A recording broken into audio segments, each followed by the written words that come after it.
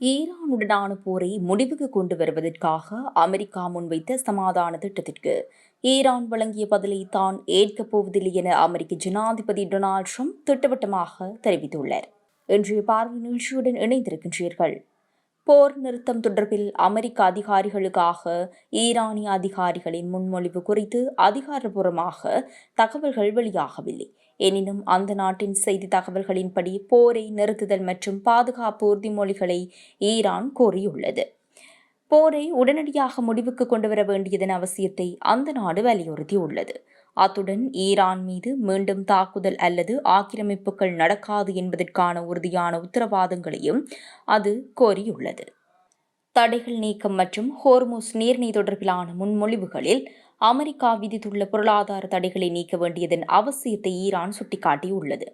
அத்துடன் அமெரிக்கா தனது சில கடமைகளை நிறைவேற்றும் பட்சத்தில் ஹோர்முஸ் நீர்நிலையை ஈரான் நிர்வகிப்பது தொடர்பான அம்சங்களும் இதில் இடம்பெற்றுள்ளன. முடக்கப்பட்ட சொத்துக்கள் விடுவிப்பு விடயத்தில் ஈரானின் முடக்கப்பட்ட சொத்துக்களை 30 நாட்களுக்குள் விடுவிக்க வேண்டும் என்று கோரப்பட்டுள்ளது. இதேவேளை அணுசக்தி திட்டம் குறித்து தற்போதைய நிலையில் பேச்சுவார்த்தை நடத்த ஈரான் முன்வரவில்லை. சொத்துக்கள் விடுவிக்கப்பட்ட 30 நாட்களுக்கு பிறகு அணுசக்தி விவகாரம் போன்ற சிக்கலான மற்ற அம்சங்களுக்கு நகரலாம் என்பதே அவர்களின் திட்டமாக உள்ளது. சுருக்கமாக, ஈரான் பேச்சுவார்த்தைக்கு தயாராக இருப்பதை வெளிப்படுத்தினாலும் அனைத்து விவகாரங்களையும் ஒரே நேரத்தில் அணுகாமல் ஒவ்வொன்றாக தீர்வு காண வேண்டும் என்பதில் உறுதியாக உள்ளது. முதலில் பொருளாதார தடைகள் மற்றும் சொத்துக்கள் விடுவிப்பு, அதன் பிறகு மற்ற விவகாரங்கள் என்பதே அவர்களின் தற்போதைய நிலைப்பாடாக உள்ளது. இதேவேளை ஈரானுடனான போரை முடிவுக்கு கொண்டு வருவதற்காக அமெரிக்கா முன்வைத்த சமாதான திட்டத்திற்கு ஈரான் வழங்கிய பதிலை தான் ஏற்கப் போவதில்லை என அமெரிக்க ஜனாதிபதி டொனால்ட் ட்ரம்ப் திட்டவட்டமாக தெரிவித்துள்ளார். அமெரிக்காவிற்கும் ஈரானுக்கும் இடையே நிலவி வரும் போர் சூழலை முடிவுக்கு கொண்டுவர அமெரிக்கா அண்மையில் சில நிபந்தனைகளை முன்வைத்திருந்தது. இதற்கு ஈரான் இன்று தனது உத்தியோகபூர்வ பதிலை வழங்கியிருந்தது. இந்த நிலையில் இதுகுறித்து தனது ட்ரூத் சோசியல் சமூக வலைதள பக்கத்தில் ட்ரம்ப் பதிவிட்டுள்ளதாவது: ஈரானின் பிரதிநிதிகள் என்று அழைக்கப்படுபவர்களிடமிருந்து வந்த பதிலை நான் இப்போதுதான் வாசித்தேன். அது எனக்கு பிடிக்கவில்லை. அதனை முற்றிலும் ஏற்றுக்கொள்ள முடியாது. இந்த விவகாரத்தில் உங்கள் கவனத்திற்கு நன்றி என அவர் பதிவிட்டுள்ளார். ஈரானின் பதில் பாகிஸ்தானின் மத்தியஸ்தம் மூலம் இன்று வழங்கப்பட்டதாக ஈரானிய ஊடகங்கள் ஏற்கனவே செய்தி வெளியிட்டிருந்தன. தற்போது ஜனாதிபதியின் இந்த அதிரடி பதில் காரணமாக போர் நிறுத்த முயற்சி பின்னடைவை சந்தித்துள்ளதோடு மத்திய கிழக்கு பிராந்தியத்தில் பதற்றம் மேலும் அதிகரித்துள்ளது. பிராந்தியத்தில் நிலவும் மோதல் நிலைமைகளை முடிவுக்கு கொண்டு வருவதற்காக அமெரிக்காவினால் முன்மொழியப்பட்ட வரைவு திட்டத்திற்கான தனது பதிலை ஈரான் நேற்று பாகிஸ்தானிடம் ஒப்படைத்துள்ளது. ஈரான் மற்றும் அமெரிக்கா ஆகிய நாடுகளுக்கு இடையில் நிலவும் இந்த மோதலை தணிப்பதற்கான பேச்சுவார்த்தைகளில் பாகிஸ்தான் முக்கிய மத்தியஸ்தராக செயற்பட்டு வருகின்றது. இதற்கமைய பாகிஸ்தானின் ஊடாகவே இந்த பதில் அறிக்கை அமெரிக்காவிற்கு அனுப்பி வைக்கப்பட்டுள்ளது. ஈரானின் அதிகாரப்பூர்வ செய்தி நிறுவனம் வெளியிட்டுள்ள தகவலின்படி இந்த முதற்கட்ட பேச்சுவார்த்தைகள் பிராந்தியத்தில் நிலவும் போர் சூழலை முடிவுக்கு கொண்டு வருவதையும் அமைதியை நிலைநாட்டுவதையும் நோக்கமாக கொண்டுள்ளன. ஈரானின் பதில் குறித்த விரிவான விவரங்கள் இதுவரை வெளியிடப்படவில்லை என்றாலும் இது ஒரு முக்கியமான ராஜதந்திர நகர்வாக பார்க்கப்படுகின்றது. இந்த பதில் அறிக்கையை பாகிஸ்தான் பெற்றுக் கொண்டுள்ளதை இஸ்லாமாபாத் உறுதிப்படுத்தியுள்ளது. இதேவேளை ஈரான் மீதான போர் தொடங்கி சில வாரங்களே ஆகியுள்ள நிலையில் அமெரிக்காவின் ஏவுகணைகள் மற்றும் ஆயுத கையிருப்பு பெருமளவில் குறைந்துள்ளதாக ஜனநாயக கட்சி செனட்டர் மார்க் ஹெல்லி கவலை வெளியிட்டுள்ளார். அரிசோனா மாகாணத்தைச் சேர்ந்த செனட்டர் மார்க் ஹெல்லி சிபிஎஸ் செய்தி நிறுவனத்திற்கு வழங்கிய நேர்காணலில் இந்த அதிர்ச்சிகரமான தகவல்களை பகிர்ந்துள்ளார்.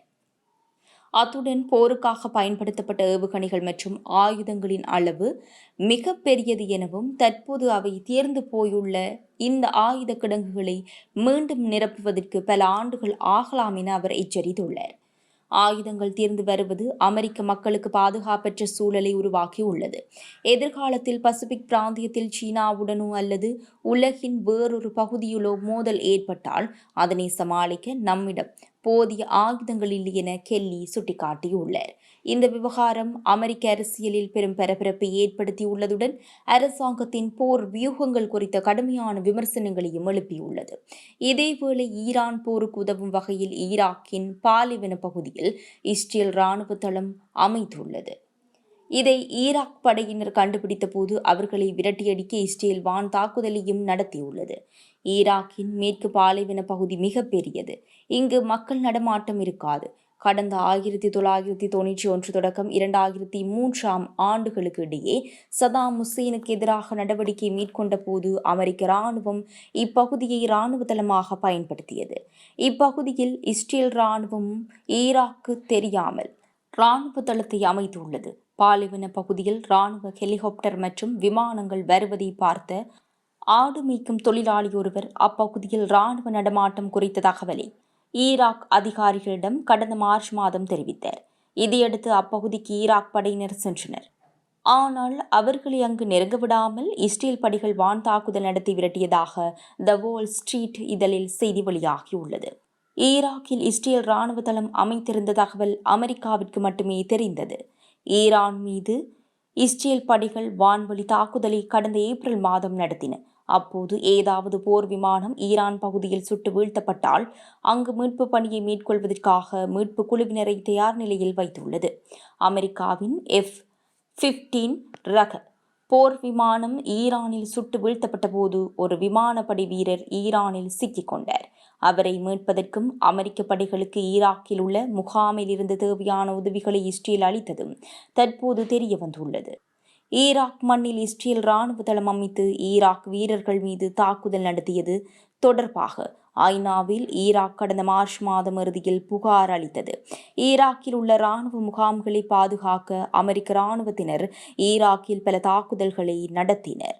ஆனால் ஈராக் வீரர்கள் மீது இஸ்ரேல் நடத்திய தாக்குதலுக்கும் தங்களுக்கும் எந்த சம்பந்தமும் இல்லை என அமெரிக்கா தெரிவித்தது.